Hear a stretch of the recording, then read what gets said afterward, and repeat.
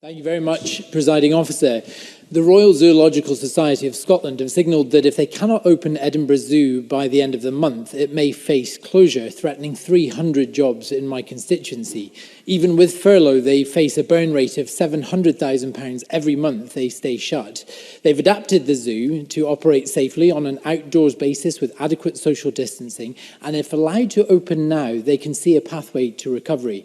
So can I ask the First Minister, given that the UK government will allow English zoos to open from Monday, will she listen to over 3,000 people who've now signed my petition and allow Scottish zoos to open their doors now before they face collapse?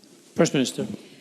Look, as will be the case on every instance and example and illustration that is given, I have nothing but sympathy for the position that organisations like Edinburgh Zoo find themselves in. And I want to be in a position where we can signal reopening to organisations like that as quickly as possible. But we have to do this in a careful and properly assessed way. We cannot start to take individual decisions based on particular circumstances and particular organisations.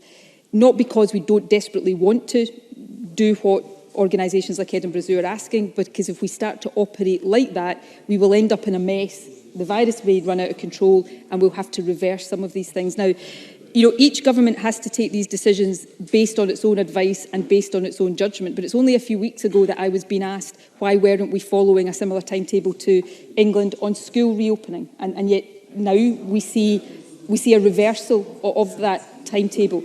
So we need to do things on a measured and carefully assessed way, because that means not only will we be able to get places open more quickly, but we hopefully will be able to have them opening in a way where they're not faced with having to close again in a few weeks' time. And this is a really careful series of decisions. And I've said all along, this is not a popularity contest. It's about trying to get it right. And that's what I'm going to continue to strive to do.